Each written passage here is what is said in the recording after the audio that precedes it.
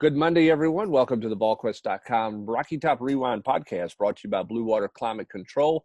Thank our good friends at Blue Water Climate Control for their continued support. You can follow them on Twitter at BlueH2O_climate, or you can check them out online at BlueWaterClimateControl.com. With Austin Price and Rob Lewis, I'm Brent Hubbs. Glad to have you along with us today, taking a look at one of the most memorable games for me. And a game of all the games that we've done has as many storylines as any that we've done, and that is the 2005 Tennessee LSU game, the Monday night affair where Tennessee had to travel down day of and come back in this game. We'll get into all the travel details in a little bit in this podcast. We're actually going to be joined by Alan Sisler a little bit later, the man commonly known as the Hawk, to talk about what the travel was like to get the team ready to play in this game. And we would have been joined by Rick Clausen, much like we were joined by Casey the previous couple of weeks. But Rick, his wife battling cancer, our prayers go out to her. And he mentioned to mention to everybody, thanks for all the prayers out there for Katie, his wife. And Katie just gave birth just a few weeks ago to their newest addition. So he is being a dad and being a husband, but he did say that he passed along his well wishes to all of Vol Nation, and he appreciates the thought and prayers. And he hopes to get back over here for a game soon. He and Casey normally come to the Florida game when it's in Knoxville. I'm sure that it'll line up this fall just because of all that's going on with him, but he tries to get over as much as he can. Yep, then we hope to catch up to him soon and continue our prayers and thoughts to Rick and his family as well. Tennessee starts the season in 2005 ranked number 3 in the country. They go to Baton Rouge coming off an ugly loss in Gainesville, Florida. 16-7, the Vols could not move the ball offensively in this game. As you rewatched it, you're reminded just how ugly of a first half of football it was and how hot it was down there. I mean, that's as hot of a football game as I've ever been at in my life. And it was one ugly first half, Rob Lewis. Yeah, I mean, was it 3 turnovers and basically a quarter and a half of football, gift wrapped LSU's first touchdown there. I mean, it looked bad. I mean, I've forgotten what a remarkable comeback this was. But I mean, Tennessee had absolutely zero momentum in the first half. Ainge, is really struggling. Receiver drops everywhere. I mean, you don't know if it's the environment. Playing on a Monday, traveling that day, and if just for whatever reason, they didn't have any juice at all. And all the mistakes, piled up. And going back and look, I'd forgotten about this completely. But one of the biggest plays of that game is Jamarcus Russell on that third down right before the half, getting tackled inbounds and preventing LSU from attempting what would have been a chip shot field goal and going up 24-0 at halftime. I mean, that was enormous from one of my favorite recruits to deal with ever, Jamarcus Russell. It was an enormous play and total mismanagement of the clock. Ironic in Les Miles' first home game in Tiger Stadium, they had clock management problems. The other thing, I mean, look, that we talk about Jerry Garantano's play, Austin at Alabama and the play that he made there. I mean, for a lot of people, until David Cutcliffe got here and repaired some things, Eric Ainge's bouquet toss, however it was described by everybody that wrote it, what was going to be the defining play for him until David Cutcliffe, got it turned around for him and got his career going back in the right direction. But, that play was going to be his defining moment. And then obviously he has to go out because of injury there. It gives Rick Clausen the chance. And it was mentioned in the broadcast, and Austin, you know this, you knew it at the time, you've talked to enough people then. A lot of people were in the Rick Clausen camp on that football team. Didn't mean that they hated Eric Ainge. It was not about that. Rick Clausen was a better quarterback in August, and everybody on the football team knew it. And that's particularly the offensive guys, which is why there was some division there when this selection of making Eric Ainge the starting quarterback came about in August. Well, they were very divided, and this game, I think proved that a lot. At the end of the day, the kind of fall from what was his freshman year and playing so loose and wins against Florida and Georgia and others, and playing the way he did in 2005, it just kind of everybody, he started dyeing the hair, had the tips, bleached and all that stuff. And granted, he did, Cutcliffe built him back up into being a really good quarterback as a junior and senior. But this year there was a divide. Heck, Brent, they didn't go into the red zone, the LSU red zone, until 9:48 or whatever it was in the third quarter. I mean, it was a game where Tennessee had no life offensively, and then just kind of started chipping away with it with little things. And of course, you have the Jonathan Heffney interception in this game. It was a remarkable comeback. I remember getting in the car that morning, I think at like 6 a.m. and driving all the way straight to the stadium, there in Baton Rouge, and then from Knoxville, and then going back and spending the night in Jackson, Mississippi that night. I mean, it was kind of a crazy night. Yeah, I mean, the whole travel for everybody was completely chaotic, and the thing back to Clausen, I remember I sat down with Rick Clausen in the preseason, and basically just asked him straight up, do you think this is an open competition? And he believed it was, and he believed he was the quarterback who should win the competition based on the way he finished playing that previous season. Of course, he had a huge game in the Cotton Bowl against Texas A&M, and they were a different type of offense with Rick Clausen at quarterback. But Rob, you could tell that once he got into a rhythm in the second half and got going, he was doing things that Eric Ainge couldn't do at that point in his career in terms of directing traffic. He knew the LSU personnel. He was, instead of having to turn to Randy Sanders all the time for everything, he was making the right reads and making the right checks, and got Tennessee going to the point that it was Tennessee that I thought was the tougher football team in the second half. I thought they were in better condition, and I thought Tennessee wore LSU out in the second half as opposed to LSU wearing out Tennessee. Yeah, I agree. And the thing that jumped out with me with Rick was just how quickly he was getting the ball out. How the quick decisions. It appeared that he knew where he wanted to go with the ball based off what he was seeing when he was under center. And again, we all know what kind of player Eric turned into. Cutcliffe got here, but the first half, it was obvious he wasn't feeling the pressure. Rick had just had a grasp of what he wanted to do, where he wanted to go with the football. And you mentioned the conditioning. I mean, it was obvious as you move into that fourth quarter that Tennessee's offensive line was getting some traction that just wasn't there in the first half, and really, highlighted by the touchdown in overtime where they just kind of bulldozed it. And Brent, and I was going to say the fourth down play, they're inside the 5 there for the final touchdown that makes it 24-21, and just power it in. Yeah, they pushed. I mean, they moved some people around during that game. They were playing some young guys on the offensive line. That LSU defensive front was really good. Kyle Williams, really good football player. Obviously played Pittman. a long time for the Bills, and Pittman and those guys. Glenn Dorsey was a young player on that defensive front. There were a lot of familiar names that you had talked to in recruiting, and that's one of the things when you kind of watch these games back that kind of jumps out at me. So many guys Tennessee finished that were involved in that ended up, obviously there were guys that LSU was involved with that ended up at Tennessee. A lot of guys on that LSU roster Tennessee was heavily involved with in recruiting as well.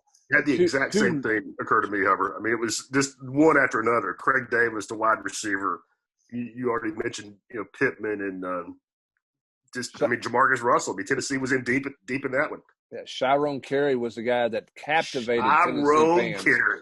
I mean, he did. Tennessee fans were all wanted to know about Chiron Carey, and that Tennessee was involved in a lot of those players there, and you could see this was the continued build of LSU from Les Miles inherited a very good football team when Nick Saban left because he had built them up, and those two were recruiting on a national scale. That's when both teams are recruiting the right type of people, Austin.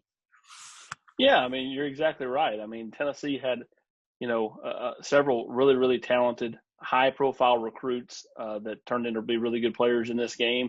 And then LSU, you're right. I mean, LSU's always been a great job. Jerry DiNardo and some of those coaches of, Tiger Pass just couldn't get it turned around. And Nick came in there, started recruiting the way you're supposed to recruit, started doing the things you're supposed to do. And Les Miles picked right up on that. He picked up on that for a half in this game, and then all of a sudden things went south in a hurry as Rick Clausen, Captain, it is what it is, after this game. He brought back, this season turned out to be a big turd, but this was a diamond of a game and a diamond of a memory for a lot of all fans, just because you look at how the Falcons got swallowed up in the Saints' first game back after Hurricane Katrina. Tennessee could have easily gotten swallowed up when it was down 21-0. And you called it a bouquet toss. I thought it was more like a Kareem Abdul-Jabbar sky hook when he just tossed it into the night. Either way, it could have went south, and the group of kids that Tennessee had on that 05 team, Kevin Simon, Jonathan Heffney, Gerald Riggs, Rick Clausen, some of those veterans, they did not allow it to go south. Yeah, I mean, you got guys like Mahalona who played a big factor in there, Justin Harrell who made big plays in there. You mentioned that Rick Clausen was captain. It is what it is. He masked that pretty good. There's a little booing if you watch the TV replay. There's some booing while Philip Fulmer's being interviewed. That booing comes from the fact that Rick Clausen grabbed a football and heaved it into the student section after the game was over. That was his kind of moment of celebration as he grabbed a game ball and just hurled it into the student section. And then when he did his post-game interview, Coach Fulmer was talking about how he's the best story in college football. All Rick wanted to talk about was his teammates that had been loyal to him, because Rick was better. Rick was, he felt like he should have been the quarterback. He felt like he should have been the quarterback from the get-go that season because he felt like he won the job in fall camp. But he did, his part and tried to stay the course and did not cause a lot of infighting or anything like that. But there were a lot of people within the program that were worried about that team in August when the decision was made about the quarterback deal. Again, it wasn't because all these people just disliked Eric Ainge as a person. It was the fact that Rick Clausen was better in every scrimmage that they played and all those things. Now, before we go any further, I want to ask you your opinion on something. Sure. More big picture stuff from that season, because one decision affects a career, so to speak. You know much more about this than I do. Randy Sanders. Where do you think he personally stood on that debate? Oh, I think Randy Sanders was in the Rick Clausen camp. I think. And see, that decision to go with Eric Ainge and more divided ends up costing him his job at the end of the season. Yeah, I mean, he left on his own, but you're right. I mean, it ended up, that thing falling apart. It was set up. What was interesting about that for a big picture standpoint, I'm glad you asked this question, is, Eric had gotten hurt in that Notre Dame game the previous year. Yep. So Rick Clausen comes in, throws the interception, they lose that game. But then Rick Clausen gets it going the last, 3 games of the season. It's the he's got the Kentucky game or the Vanderbilt game, the Kentucky game, SEC championship game, right, and then Texas A&M. Those were 4 games, and I know it sounds crazy, but missing those 4 games for Eric Ainge's development was bigger than anybody thought that they would be. And you go back and look at what Peyton Manning did as a freshman his last 4 games and how much he continued to improve. Big deal. I'm not comparing Ainge to Manning, but missing those 4 games was a big deal. Then they get to spring, because Rick played well, it became they let it become a competition. Fulmer never said, "Hey, this is our guy." It was spring practice. And then Philip goes to SEC Media Days. He's asked about Eric Ainge, and he makes a sly comment that's something to the effect of, he kind of reminds us of a guy we used to have running around over there at war number 16 for us. He didn't say, hey, he's at the same place Peyton was after his freshman year, but he made a reference to Peyton. And so a lot of people took that to mean he was comparing him to be the next Peyton Manning. And then they go into the August camp. And what I remember about August camp in that deal is Rick was so much further along in managing the offense. If you put him out there to throw the football, it's not a comparison. It's not even close.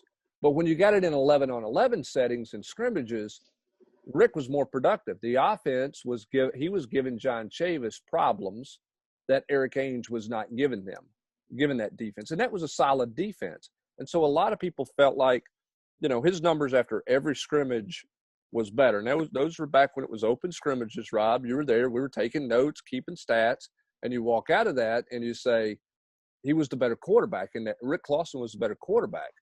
Yet it was a competition, but then you wondered if it really was a competition.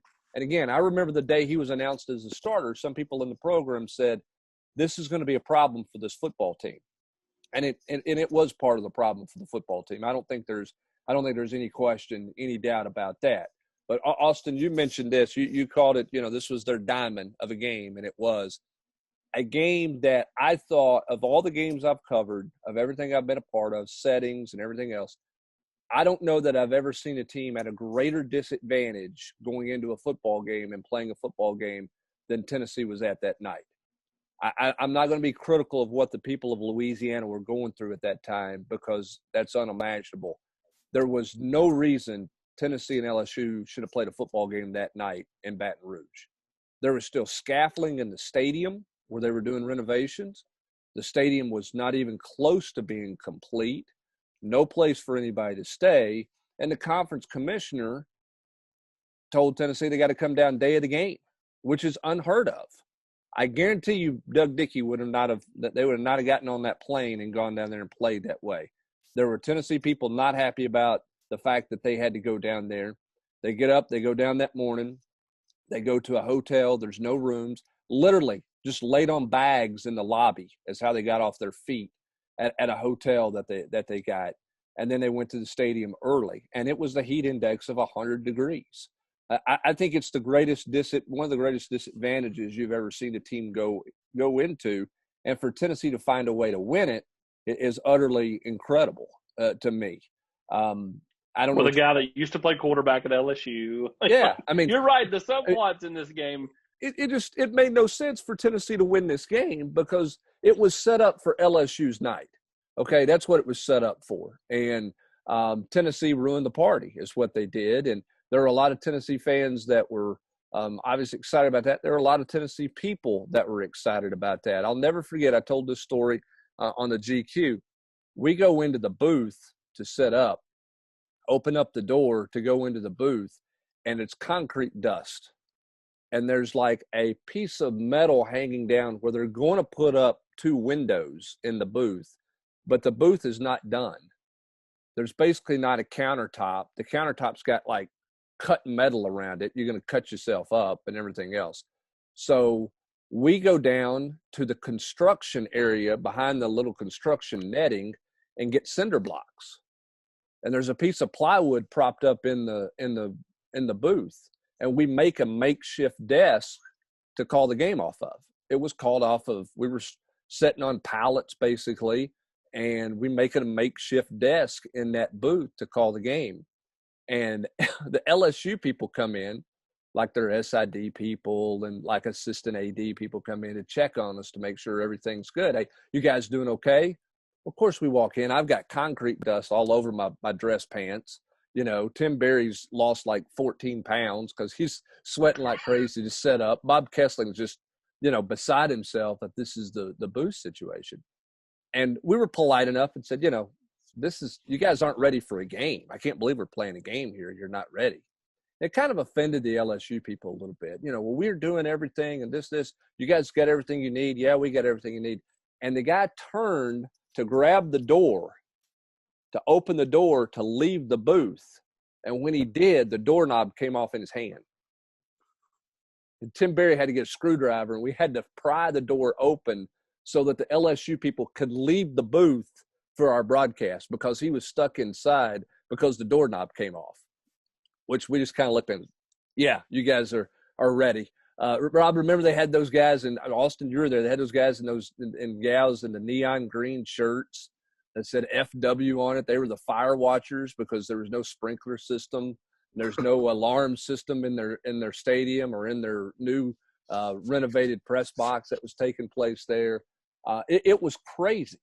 And so when we get done, that's when Philip told Kessling to bring a cinder block home with you. And so we threw a cinder block on the equipment truck to go back to Knoxville that was painted up with the final score. But it was really, truly an unfair advantage and asked a lot to do. Then Tennessee had to turn around and play 6 days later at noon against Ole Miss when they got back at sometime middle of the morning, middle of the night on Tuesday morning to get back. So just a crazy setup. Still can't believe the SEC allowed that game to be played on a Monday night. But to Tennessee's credit, they found a way, and a way in a game that really was set up for them to lose in so many different ways, in a game that dictated kind of the direction of the season. That was the high water mark, because it went down, spiraling down the hill after that, obviously. And but that was their moment in the sun as Tennessee comes from behind in miraculous fashion to beat LSU on that night in Baton Rouge. We've got the Hawk coming up next here on the Rocky Top Rewind. He's going to talk about what it was like to get everything set up down there and to get there that day. So kind of a unique perspective on this game. That's coming up next here on the Rocky Top Rewind, brought to you by our good friends at Blue Water Climate Control. Don't forget, if you're in the market for a heating and air conditioning, do what Dana Marie did. She called a technician. They did a great job, and they said that the technician listened to their concerns, checked out the system. They came in, fixed them immediately. The reviews on Blue Water Climate Control are just incredible. Rusty G, they found and fixed a problem that three prior companies could not find and could not fix. The reason they can find those problems and the reason they fix those problems for you is real simple. They send out a technician. They don't send out a salesperson to come out and try to fix things for you or tell you what you need. They bring out an expert to tell you exactly what you need and present all your options to you. Blue Water Climate Control is veteran-owned, family-operated. Jeremy and his staff do a great job. They're going to give you what you need. They're not going to give you more than you need. If you need a replacement unit, they'll replace it. If you can fix it, they're going to fix it for you. An expert is going to tell you what you need and lay out a plan for you. They have financing opportunities for you, same as cash, rent to own, whatever you need to get yourself comfortable in your home. Blue Water can do it. Give them a call at 865-299-2290 or visit them at bluewaterclimatecontrol.com to make an appointment. Blue Water is an authorized dealer for American Standard Heating and Air Conditioning. The Hawk coming up next right here on the Rocky Top Rewind podcast. Welcome back to the Rocky Top Rewind podcast, brought to you by Blue Water Climate Control. Glad to have you with us. Austin Price, Brent Hubbs, joined by the Hawk. Alan Sisler is with us here to talk about this crazy deal that was the 2005 Tennessee LSU game. And we've been doing a lot of former players. There's a lot of storylines to this game from a play standpoint. But the biggest storyline of the week was, would they play or would they not play? Alan, just take us through the week. What was it like, just the unknowns going into, are you going to go? When are you going to go? How are you going to go? What was that week like from your guys' equipment standpoint, trainers, managers, and everybody? Just how do you get ready to go down there?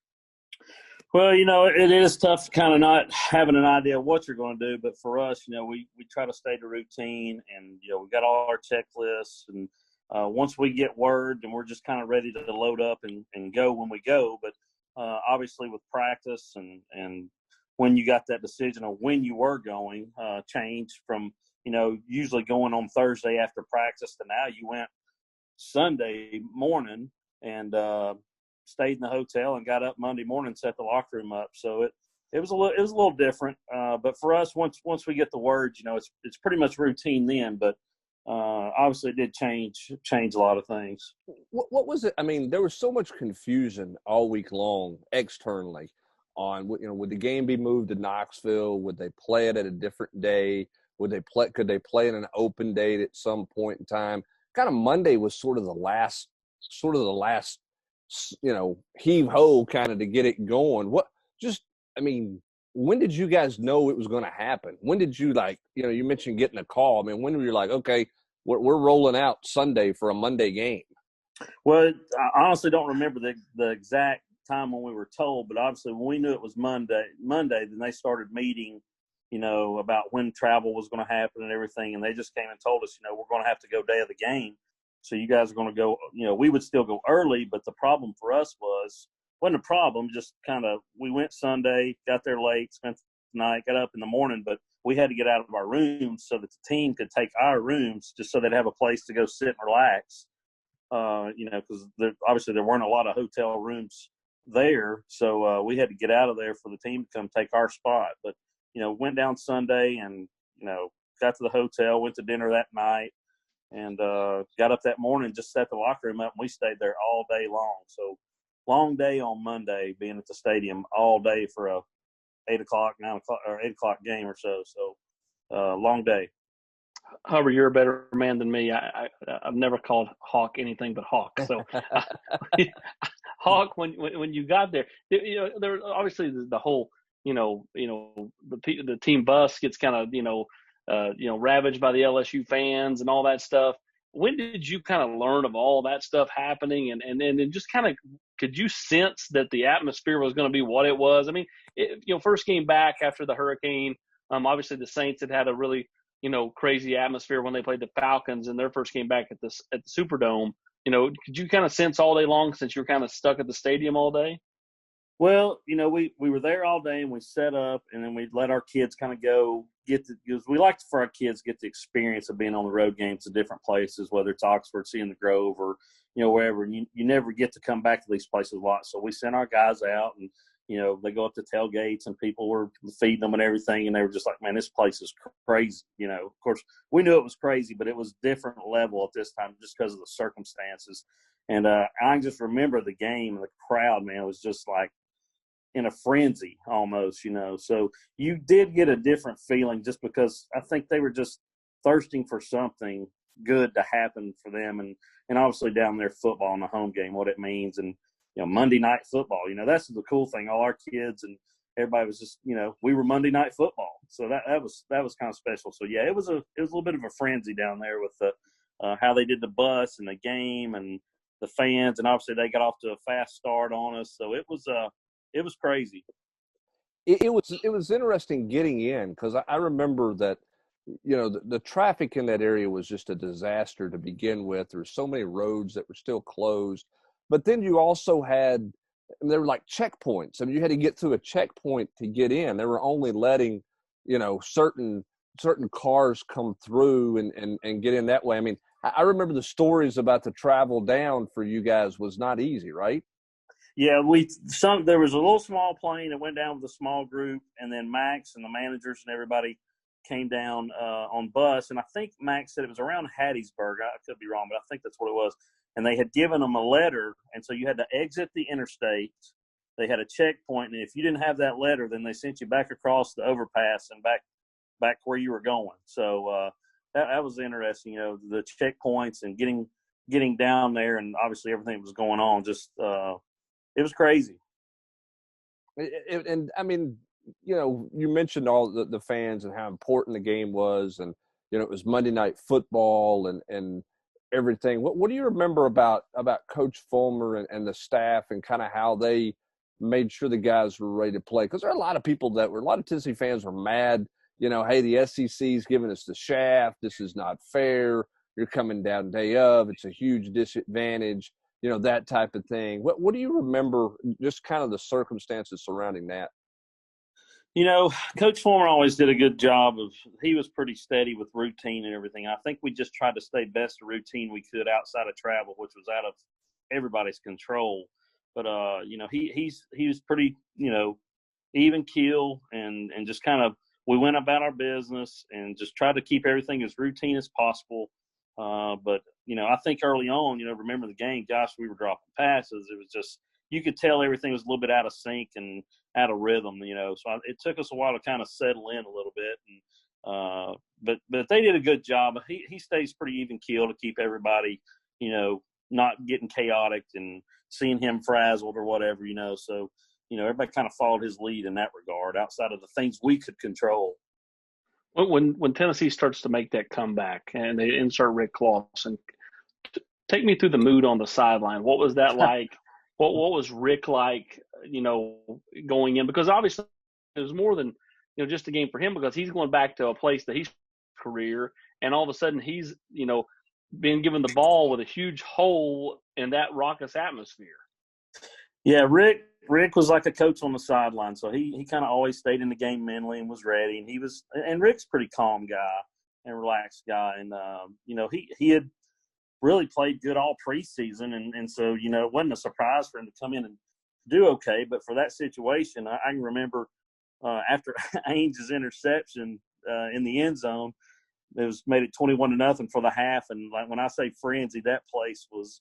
It felt like they were ripping the seats out of there. They were going nuts. And Max Parrott and I looked at each other and were like, man, we might as well all start go ahead and packing this thing up because they're going to come out here at halftime and just run us out of this stadium.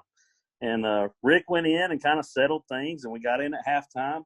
We had a really good defense at that time, and we just kind of chipped away at it. Just kind of stayed at it, chipped away, and got a score and got a stop. And before we knew it, we were right back in the game. But leading up into that time, we thought we were getting ready to get absolutely run out of that stadium.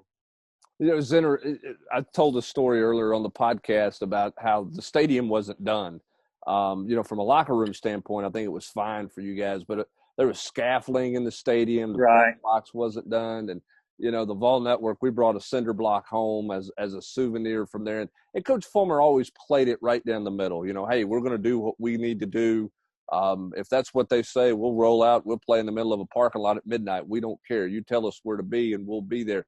After the game, what was that locker room like? Because I kind of got the feeling from him that, and while he never said it, it was he didn't like anything about the setup, leading up to it, but he had to manage his team. What was the locker room like after that game? It's crazy after big games and big wins, especially overtime or last second wins or whatever. It gets pretty chaotic. Just guys running all over the field, and people getting into the locker room a little later, or having to wait to get everybody in there, get settled, or biggest thing for us, we're looking for helmets laying on the ground or somebody throwing them in the air, leaving them on the sideline. So I'm not sure I can even remember being in the locker room at that time, because normally the team and everybody gets in there and it gets so packed you don't really get a chance to get in there and hear it. But obviously after the game and the way that thing finished, just the excitement, we knew we needed to get an SEC win. Just the going down and having to play on Monday night and traveling down that day. Gosh, it was so hot. I don't really remember much about Coach, but I just remember the team. It was just incredible energy and exhausted too. For one day trip and overtime and the heat and being down early. So just real emotional, but a lot of excitement, obviously. Kind of wrapping things up here a little bit is the thing nobody remembers about that whole week and that whole trip was what you guys had to do on Tuesday. That you came back. I mean, you play Ole Miss the next Saturday. I think that was a noon game against Ole Miss. It was like the worst possible scenario. What was getting back and getting to practice? I mean, you guys couldn't have gone to sleep to get everything set up to go, could you?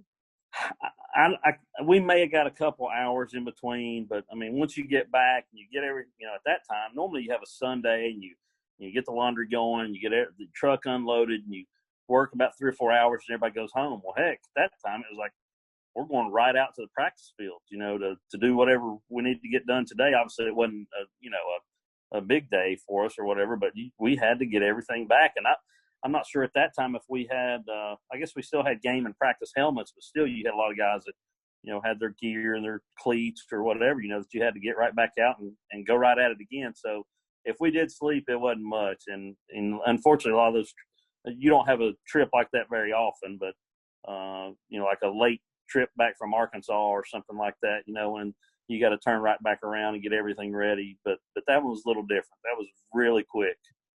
Yeah, like an hour and a half quick. Yeah. Like truck got here, loaded up, and go to the house and start straight to the practice field deal. Again, we probably had a crew out there setting up for practice and a crew unloading the truck. You probably did, because I mean that was a skeleton day because Coach had to back everything off. So it was just a crazy turnaround for everybody and a crazy trip, but a big win for Tennessee in the most bizarre circumstances for not just football players but the coaching staff and all the support staff as well. Hawk, we appreciate you recounting that night and that crazy trip for Tennessee on a big win on a SEC Monday night, not a Saturday night, but a Monday night in Baton Rouge. We appreciate you joining us. That's going to do it for this edition of the Rocky Top Rewind podcast, brought to you by Blue Water Climate Control.